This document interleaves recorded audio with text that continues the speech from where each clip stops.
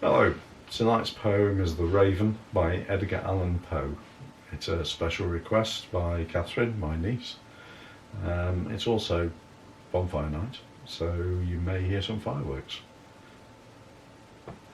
Once upon a midnight dreary, while I pondered weak and weary over many a quaint and curious volume of forgotten lore, while I nodded, nearly napping, suddenly there came a tapping, as of someone gently rapping at my chamber door. "'Tis some visitor," I muttered, tapping at my chamber door. Only this, and nothing more. Ah, distinctly I remember, it was in the bleak December, and each separate dying ember wrought its ghost upon the floor. Eagerly I wished the morrow, vainly I had sought to borrow from my books surcease of sorrow, sorrow for the lost Lenore, for the rare and radiant maiden whom the angels name Lenore, nameless here for evermore. And the silken, sad, uncertain rustling of each purple curtain thrilled me, filled me with fantastic terrors never felt before, so that now, to still the beating of my heart, I stood repeating, "'Tis some visitor entreating entrance at my chamber door, some late visitor entreating entrance at my chamber door. This it is, and nothing more." Presently my soul grew stronger, hesitating then no longer. "Sir," said I, "or madam, truly your forgiveness I implore.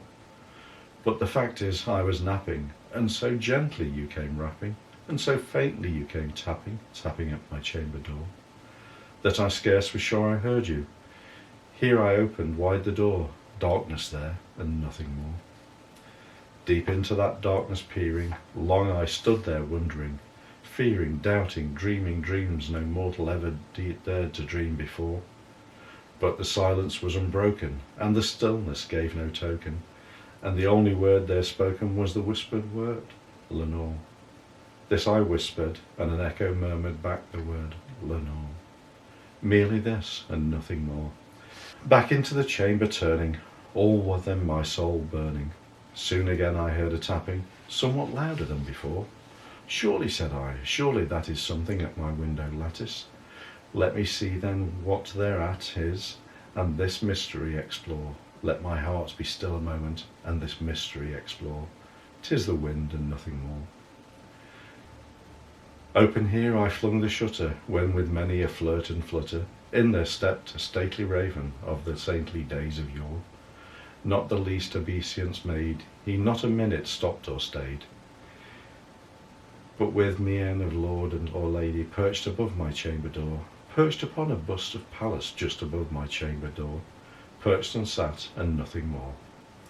Then this ebony bird beguiling my sad fancy into smiling, by the grave and stern decorum of the countenance it wore.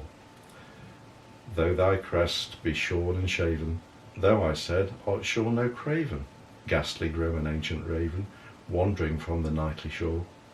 Tell me what thy lordly name is on the night's Plutonian shore." Quoth the raven, "Nevermore."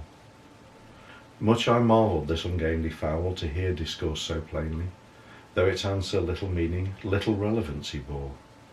For we cannot help agreeing that no living human being ever yet was blessed with seeing bird above his chamber door, bird or beast upon the sculptured bust above his chamber door, with such name as Nevermore.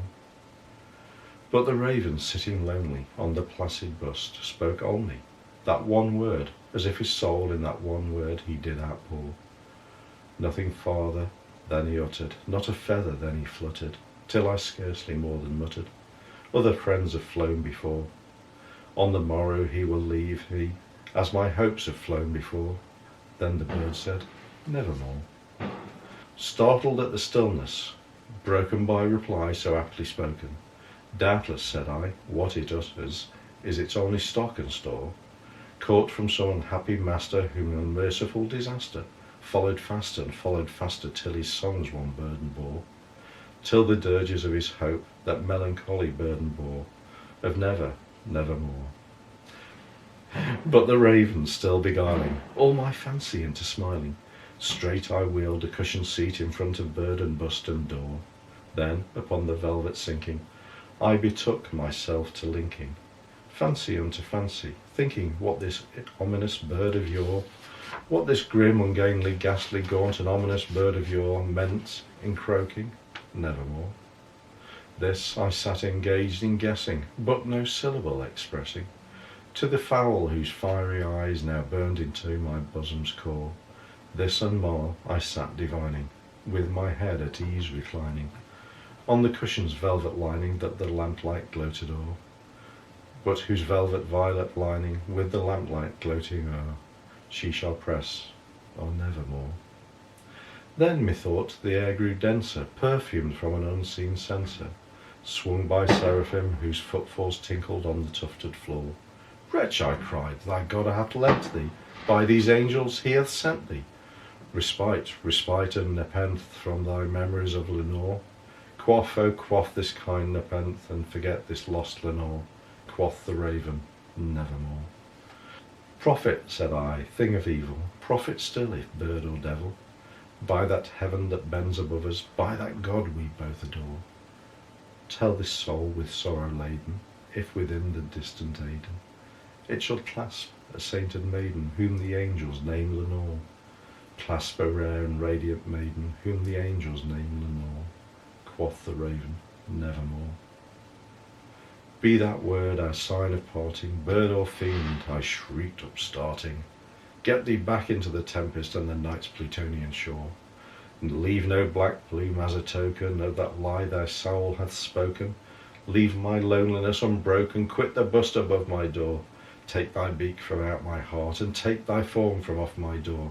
Quoth the raven, nevermore. And the raven, never flitting, still is sitting on the pallid bust of Pallas just above my chamber door, and his eyes have all the seeming of a demon's that is dreaming, and the light o'er him streaming throws his shadow on the floor, and my soul from out that shadow that lies floating on the floor shall be lifted nevermore. Thank you.